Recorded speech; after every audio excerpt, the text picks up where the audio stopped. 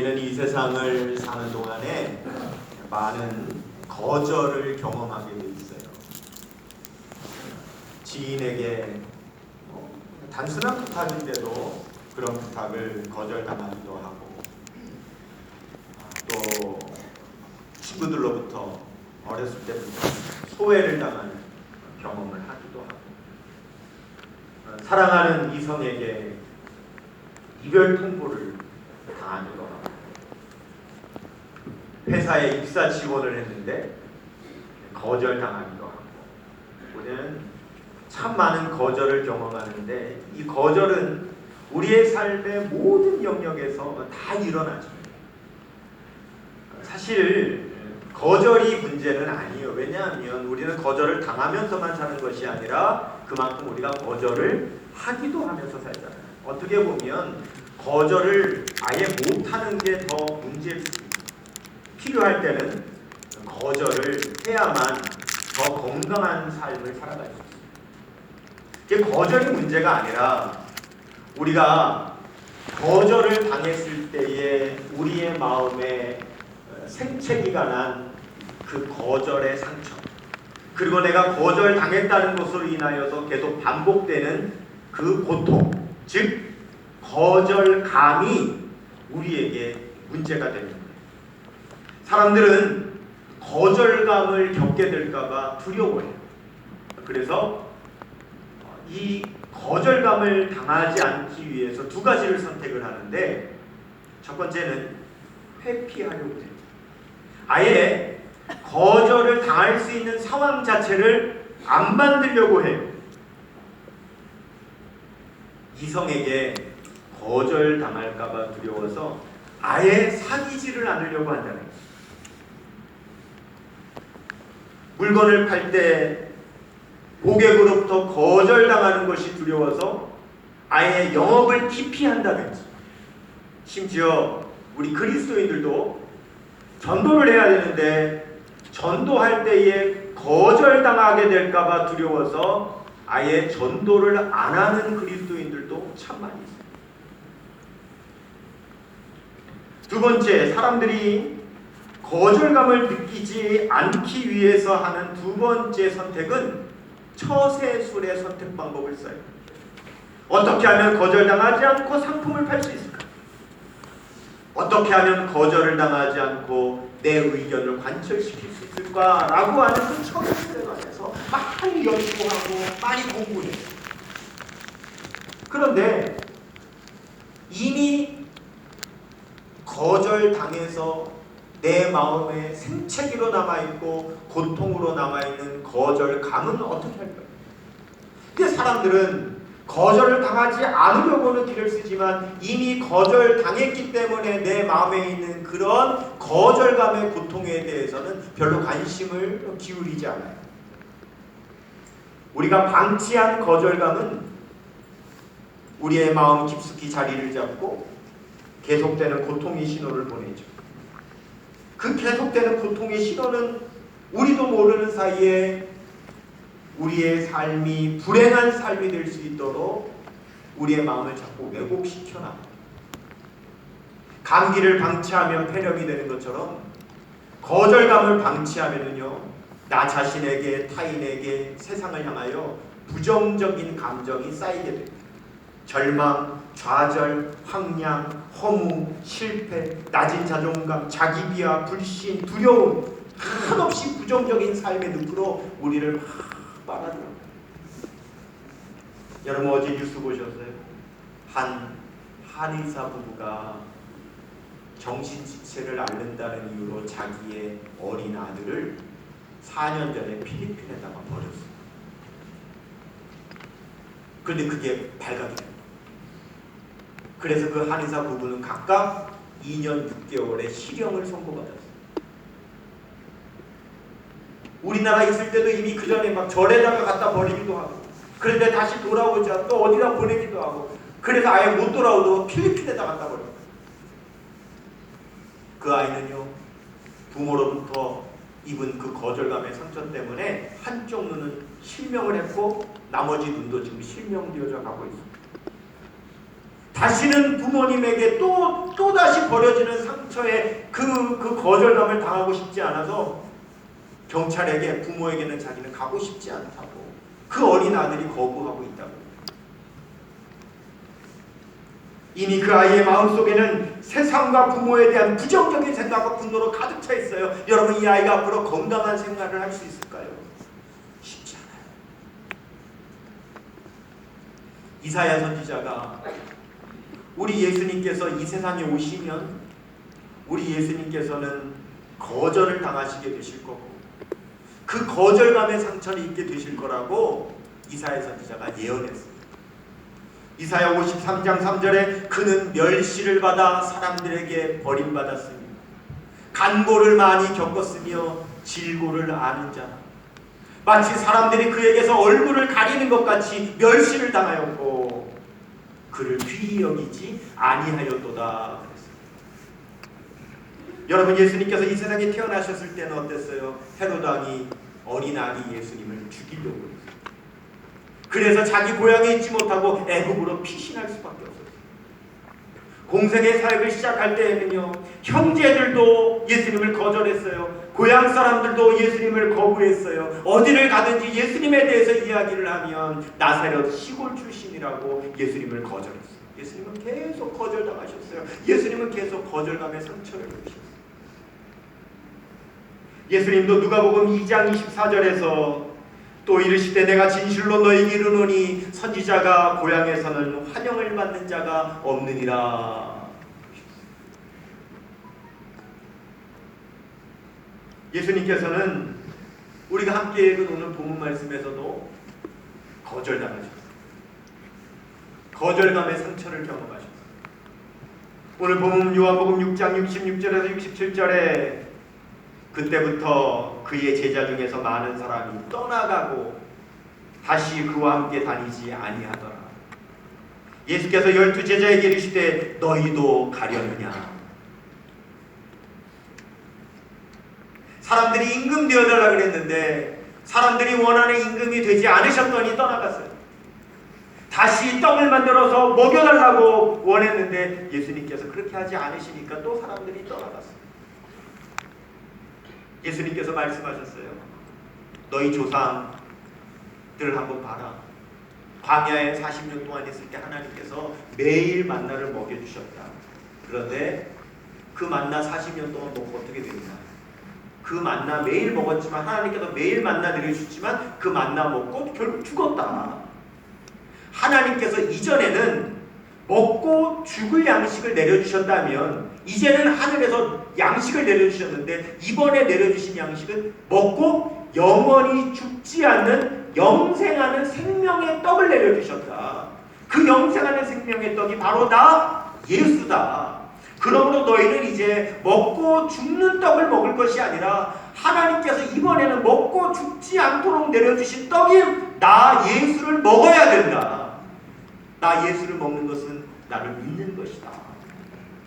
내가 십자가에 못 박혀 죽게 될 텐데 그 십자가에 못 박혀 죽은 내 살과 내 피를 먹는 것이다. 그것이 너희가 영원히 사는 길이다. 라고 예수님께서 그렇게 말씀하셨습니다. 요한복음 6장 48절에서 51절 보세요. 내가 곧 생명의 떡이니라.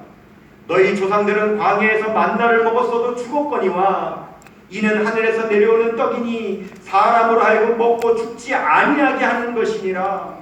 나는 하늘에서 내려온 살아있는 떡이니 사람이 이 떡을 먹으면 영생하리라. 내가 줄 떡은 곧 세상의 생명을 위한 내 살이니라 하시니라 그랬습니다. 그런데 사람들이 이 말을 이해를 못하는 거예요. 요한복음 6장 60절 보세요. 제자 중 여럿이 듣고 말하되 이 말씀은 어렵도다. 누가 들을 수 있느냐 한데. 사람들은요 자기 머리가 부족한 것을 생각 안 해요. 인간이 연약하다는 것은 생각 안 해요. 그래서 내 머리로 이해가 되면 믿겠다 그래요. 그래서 그 부족한 인간 자기의 머리로 우리 예수님의 말씀이 이해가 안 된다고 예수님을 거절하고 있어요. 요한복음 6장 52절 보시면 그러므로 유대인들이 서로 다투어 이르되 이 사람이 어찌 능히 자기 살을 우리에게 주어 먹게 하겠느냐. 여러분 보세요. 지금 예수님께서 하시는 말씀도 이해를 못해서 예수님을 거절하고 있는데 예수님께서 십자가 못 박혀 죽으시고 3일 만에 부활하시고 승천하시는 모습을 보면 어떨까요? 그때는 믿을까요? 그때는 예수님을 환영할까요? 예수님은 아니라고 말씀하세요. 왜요? 여러분, 거절하기로 결심한 사람은 무슨 일이 있어도 거절해요. 믿지 않으려고 마음을 이미 닫은 사람은 무엇을 보아도 믿지 않아요. 요한복음 6장 61절에서 64절 보세요. 61절 예수께서 스스로 제자들이 이 말씀에 대하여 수군거리는 줄 아시고 이르시되 이 말이 너희에게 걸림이 되느냐? 그러면 너희는 인자가 이전에 있던 곳으로 올라가는 것을 본다면 어떻게 하겠느냐? 살리는 것은 영이니 육은 무익하니라. 내가 너에게 이른 말은 영이요 생명이라. 그러나 너희 중에 믿지 않은 자들이 있느니라 하시니 이는 예수께서 믿지 않은 자들이 누구며 자기를 팔 자가 누군지 처음부터 아심이로라 그랬습니다. 여러분, 우리가요 예수님의 말씀을 믿고 우리가 예수님을 받아들이는 것은 내 의지가 아니에요. 내가 내 의지로 예수님을 믿는 게 아니에요. 내가 내 의지로 예수님을 받아들이는 거 아니에요. 그거요 하나님께서 하게 해주시는 거예요. 하나님께서 하게 해주시니까 믿을 수 있는 거예요. 하나님께서 하게 해주시니까 예수님을 받아들일 수 있는 거라. 그래서 믿음은요 하나님께서 주시는 선물 은혜입니다. 여러분, 우리가 예수님 믿으셨어요? 여기 보세요. 다 예수님을 거절하고 있잖아요. 말씀이 이해가 안 된다고 거절하고요. 우리의 임금이 안 되어주셨다고, 정치적인 임금이 안 되어주셨다고 거절하고, 떡 안 내려주셨다고 거절하고요. 그런데 우리는 예수님을 믿었다. 여러분, 이거 내 의지가 아니에요. 우리가 특별한 은혜 받은 거예요. 하나님께서 믿게 해주셔서 얼마나 감사해요. 그래서 요한복음 6장 65절에 또 이르시되 그러므로 전에 너희에게 말하기를 내 아버지께서 오게 하여 주시 아니하시면 누구든지 내게 올 수 없다 하였노라 하시니라. 지금은 은퇴하신 우리 교단의 우리 신학대학교 서울신학대학교에 전성용 교수님이라고 하는 분이 계세요. 이분은 연세대학교 철학과를 졸업을 하시고 목회자가 되려고 서울시대 신학과를 다시 입학을 하셨어요. 그리고 계속 공부하시다가 이분이 목회자가 되셨고 또 서울신학대학교 교수가 되셨어요. 이분이 1960년대 연대 철학과를 다녔는데 그 당시에 얼마나 똑똑하신 분이었는지 이분이 아주 유명한 철학 논객이었다고 그래요. 그분하고 논쟁을 하면 상대할 자가 없는 거예요. 그래서 그 당시에요 이런 말이 있었다 그래요. 연대는 전송용, 고대에는 김용호. 도올 있죠, 그 도올. 그래서 같은 시기에 공부하신 분인데 이분이 아주 이 둘이 쌍벽올리는 논객이었다. 연대 전송용, 고대 김용호. 그랬던 이분이 은혜를 받고 목회자가 되기로 하십니다. 다시 신학을 공부했고 목회자가 됐고 신학대학 교수가 됐어요. 제가 학부 다닐 때 그분을 수업 시간에 그분의 수업을 듣는데 이분이 수업 시간에 이런 말씀을 하세요. 우리는 신학을 공부하는 사람입니다. 신학이 뭡니까? 신학은 신을 아는 학문입니다. 근데 여러분, 전능하시고 무한하신 하나님을 유한하고 무능한 인간이 신을 안다는 게 가능합니까? 불가능합니다. 그래서 신학이라고 하는 학문은 학문 자체가 불가능한 학문입니다. 그 불가능한 학문을 우리가 지금 할 수 있는 이유가 뭔지 아십니까? 우리가 하나님을 알 수 없기 때문에 하나님께서 우리가 하나님을 알 수 있도록 하나님께서 계시하신 하나님께서 나타내고 보여주신 그 부분이 있어서 그 보여주신 부분 때문에 우리가 그만큼 하나님을 아는 것이지 우리는 절대 하나님께서 우리에게 보여주시지 않으셨다면 우리가 하나님을 알 수가 없어요. 우리가 하나님을 알 수 있도록 하나님께서 인간의 몸을 입고 내려오셨기 때문에 우리가 그 예수님을 통해서 하나님을 알 수 있는 거예요. 영이신 하나님께서 하나님의 음성으로 말씀하시면 인간이 귀를 가지고 하나님의 음성을 들을 수가 없기 때문에 인간의 언어로, 이 제한되어 있는 인간의 언어로 무한하신 하나님이 말씀해 주셨기 때문에 우리가 하나님의 말씀을 들을 수 있는 거예요. 그래서 말씀을 통하지 않으면 하나님을 알 수가 없어요. 예수님을 통하지 않으면 하나님을 알 수가 없어요. 그러므로 우리가 하나님을 알 수 있도록, 예수님을 우리가 느낄 수 있도록 인간의 몸을 입고 보내주신 게 은혜예요. 우리가 읽고 듣고 알 수 있도록 인간의 언어로 하나님께서 말씀해 주신 것이 은혜예요. 그렇기 때문에 우리가 예수님을 알고 믿을 수 있었던 거예요. 은혜예요. 여러분이 아멘한 것처럼 또 얼마나 은혜가 되는지. 여러분, 제 특기가 뭐였죠? 기록하는 게 특기 아니야. 그래서 여러분, 저는요, 몇십 년 전의 얘기도 토시 하나 안 틀리고 몇 날 며칠 누구인 것까지 다 아는 거예요. 여러분, 저한테 잘못 걸려봐요. 평생 그거 기록해 놔요. 저한테 잘해봐요. 평생 기록해 놔요. 농담이고요. 아멘 하고 제가 적고 있었어요. 그게 갑자기 제 뒤에 앉아있던, 여러분, 제 뒤에 앉아있던 제 동기의 하나가 벌떡 일어나더니 그 순간에 뭐라고 하는 줄 아세요? 교수님, 그렇게밖에는 말 못하십니까? 깜짝 놀랐어요. 신학적이고 철학적이고 논리적으로 학문적으로 가르쳐 주셔야지. 뭘 다 무조건 그냥 다 싸잡아서 은혜라고 하시면 어떻게 합니까? 왜냐하면 제가 신학교 다닐 때는 무슨 신학이 유행했냐면 자유주의 신학이 유행합니다. 해방 신학 이런 신학이 있었어요. 그래서 신학생들이 들고 다녀도 해방 신학, 뭐 자유주의 신학 이런 책 들고 다녀야 레디컬 이런 거 해야 뭐 좀 목에 힘주고 다닌다. 그러니까 그런 공부하는 신학생들 때는 너무 하찮아요. 다 은혜라 그러니까. 근데 교수님이요, 그 얘기를 딱 듣는데 아주 차분하게 뭐라고 하시는 줄 아세요? 그럼 제가 어떻게 해야 되나요? 이러시더라고요.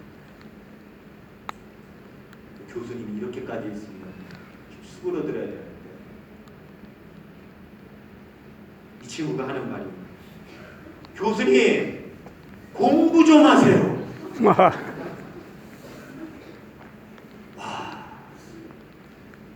여러분, 우리 유명한 얘기예요. 저희 때 공부하던 친구들에게는 아주 전설적인 이야기, 아주 유명한 이야기. 제가 그 자리에 있었어요. 제 친구예요. 얼마나 예의가 없어요. 이제 22살짜리가 솔직히 신학을 알면 얼마나 안다고. 예?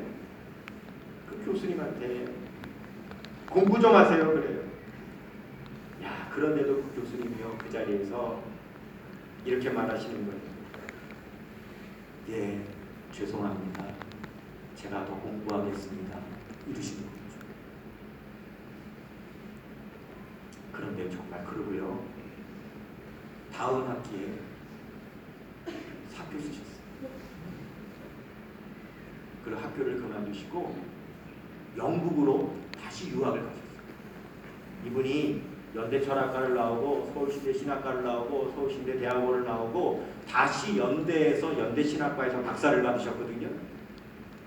그리고 학교 교수님이 되셨는데 사표를 쓰시고 영국으로 유학 가셔서 영국의 최고 명문 대학 거기 가셔서 박사를 또 하셨어요. 그리고 몇 년 후에 귀국하셨는데 그때에는 제가 대학원 학생이었어요. 다시 학교에 다시 들어오셨어요. 그런데 제가 대학원 때 그분의 수업을 듣는데 그분이요 달라졌어요. 그분이 훨씬 깊어지셨어요. 뭐가 깊어졌냐? 은혜가 깊어졌어요. 더 넓어지셨어요. 뭐가 넓어졌냐? 은혜가 넓어졌어요. 더 세밀해지셨어요. 뭐가요? 은혜가 더 세밀해지셨어요. 그분은 명예롭게 학생들을 가르치시다가 그렇게 은퇴하셨어요.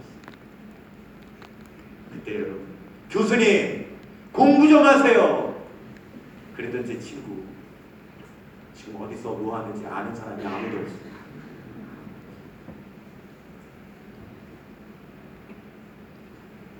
여러분, 많은 사람들이 예수님을 떠나가기 시작해요. 요한복음 6장 66절에 그때부터 그의 제자 중에서 많은 사람이 떠나가고 다시 그와 함께 다니지 아니하더라. 결국 예수님 곁에 12제자 남았어요. 어제는 몇 명 있었어요? 5,000명이 있었어요. 그런데 다 떠나갔어요. 12제자. 예수님께서 그 남아있는 12제자에게도 이렇게 물으세요. 67절이요. 예수께서 12제자에게 이르시되 너희도 가려느냐. 여러분, 이 말씀에서 어떤 마음이 느껴지세요? 예수님께서 거절감을 느끼십니다. 너희도 가려느냐. 예수님은 여러분, 우리가 경험하는 모든 경험을 다 겪으셨어요. 예수님은 마음도 아프셨고요. 예수님은요, 눈물도 흘리셨어요. 누가복음 19장 41절에 가까이 오사 성을 보시고 우시며, 예수님은요 마음 아파서 슬퍼서 눈물도 흘리세요. 예수님도 사람들이 떠나갔을 때에 예수님도 거절감을 느끼셨어요. 너희도 떠나가려느냐. 여러분, 왜 사람들이 예수님 떠나갈까요? 나하고 맞지 않는다. 내가 원하는 것을 얻지 못한다고 사람들이 떠나요. 여러분, 신앙생활 하잖아요. 한번 생각해보세요. 신앙생활이요, 나에게 맞추는 거예요. 신앙생활이 내가 얻고 싶은 게 기준이에요. 여러분, 교회가 여러분이 얻고 싶은 것이 기준이에요. 여러분의 목적이 기준이에요. 예수님께서는 단 한 번도 내가 너를 따라가리라 그렇게 말씀하지 않으셨어요. 나를 따라오라고 말씀하셨어요. 나를 따라오려거든 자기를 부인하고 자기 십자가를 지고 나를 따라오라고 하셨어요. 자기를 부인하는 게 뭐예요? 내 기준 내려놓는 거예요. 내가 원하는 거 내려놓는 거예요. 내 목적 내려놓는 거예요. 예수님께서 원하시는 게 기준이에요. 예수님의 목적이 기준이에요. 거기에 나를 맞추는 게 신앙생활이지. 내 원함, 내 목적, 내 기준이 기준이 아니에요. 거기에 맞으면 있고 아니면 떠나가고. 그럼 그게 신앙생활이야. 많은 사람들이 자기 기준, 자기 취향, 자기 원함, 자기 목적에 맞추어 신앙생활을 해요. 그것이 안 맞으면 떠나가요. 로마 제국으로부터 독립시켜 주실 메시아, 헤롯 왕을 몰아내고 다스려 주실 왕, 놀고 먹어도 잘 먹고 잘 살 수 있도록 해 주시는 복지의 기적, 내 머리로 시원하게 이해가 되고 부담스럽지 않은 말씀이 맞으면 남고 아니면 떠나가요. 예수님께서 그런 사람들 때문에 거절감을 느끼셨어요. 너희도 떠나가려느냐. 베드로가 대답합니다. 요한복음 6장 68절에서 69절, 시몬 베드로가 대답하되 주여 영생의 말씀이 주께 있사오니 우리가 누구에게로 가오리까? 우리가 주는 하나님의 거룩하신 자이신 줄 믿고 알았사옵나이다. 여러분, 이 고백은요, 베드로가 마태복음 16장 16절에 주는 그리스도시요 살아계신 하나님의 아들이십니다라고 했던 그 신앙 고백과 쌍벽을 이루는 이것을 뭐라고 표현하냐면, 오늘 본문 말씀의 이 고백을 베드로의 제2의 신앙 고백이라고 할 정도로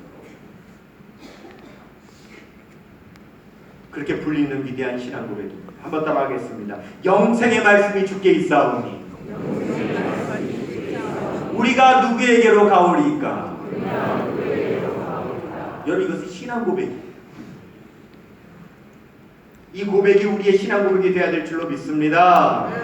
내 취향이 중심이 아니라 말씀이 중심이요, 내 목적이 중심이 아니라 예수님이 중심이 되시기를 축원합니다. 예수님은 이사야가 예언한 대로 거절 그렇게 당하셨어요.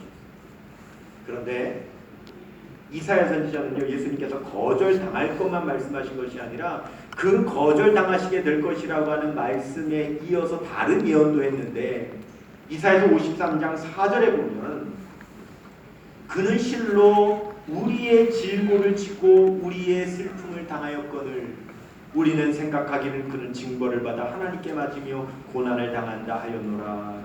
이게 무슨 말이에요? 여러분, 예수님께서 이 세상에서 당하신 상처, 고통은요, 사실은 내 고통이에요. 내 상처라.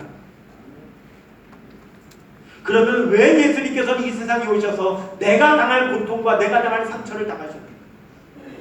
예수님께서 거절당하셨고 거절감의 상처를 입으셨는데, 예수님께서 왜 거절당하셨는가? 왜 거절감의 상처를 입으셨는가? 여러분, 이 세상을 살아가면서 우리는요, 숱한 거절을 당하고, 우리는 숱한 거절감의 상처를 입고, 그걸 예수님께서 당하셨다는 거예요. 왜? 이사야 53장 이어서 5절에 그가 찔림은 우리의 허물 때문이요 그가 상함은 우리의 죄악 때문이라. 그가 징계를 누리고 받음으로 우리가 평화를 누리고 그가 채찍에 맞음으로 우리가 나음을 입었도다. 내가 당하는 거절, 내가 겪는 거절감의 상처를 왜 예수님도 당하셨는가? 내 상처를 치유하시기 위해서, 내 아픔을 예수님께서 고쳐주시기 위해서 당하셨다고 이사야 선지자가 말씀합니다. 여러분, 우리가 겪는 거절의 상처와 이 거절감의 고통을 우리 예수님께서 친히 겪으셨어요. 그래서 우리가 예수님의 십자가로 나아가기만 하면 예수님 그 상처를 치료해 주세요.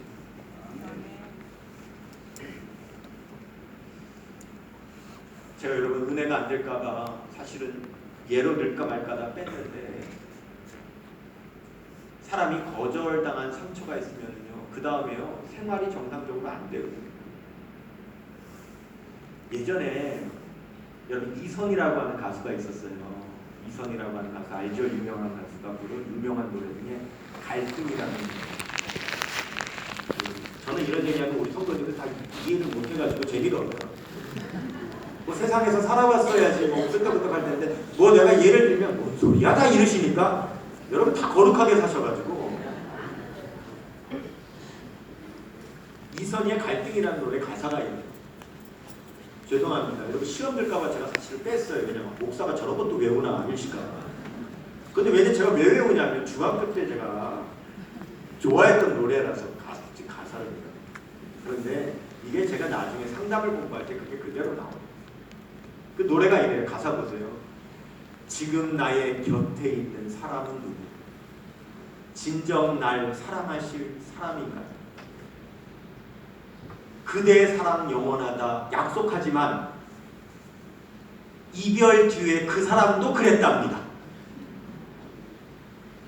이별한 남자가 있는데 그 사람도 전에는 영원히 사랑할 거라고 그래놓고 이별을 했다 이거예요. 근데 지금 이 남자도 이제 사랑 영원하다고 말하는데 그때 그 남자도 그랬다. 그런데 하는 말이 이별 뒤에 나에게 온 사랑이기에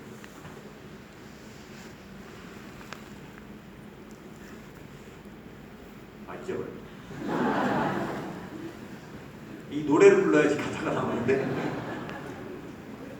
이런 말이죠. 뭐냐 하면 내가 당신에게 마음 주지 못하는 걸 헤아려 달라. 그 다음에 이렇게 됩니다.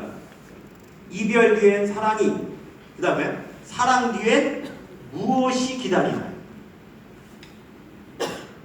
그러니까 거절의 상처가 남아있으니까 지금 사랑하는 사람이 옆에 있어도 지금 사랑하는 사람을 사랑하면 되는데 뭐 생각해요? 이 사람하고 또 헤어질 걸 생각하고 또 상처받을 걸 걱정하고 있다는 거예요. 그러면 지금 나를 사랑하는 사람과 좋은 관계를 맺지는 못, 마음을 주지를 못하는 거예요. 우리는 수많은 관계성 속에서 그런 상처를.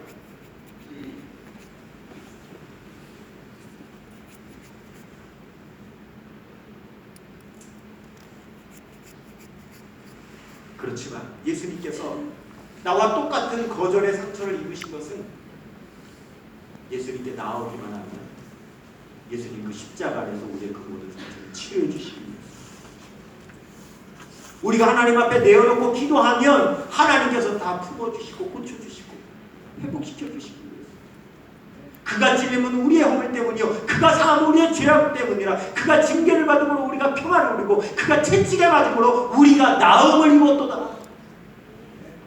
우리를 그렇게 치료해 주시는 예수님이 좀 있습니다.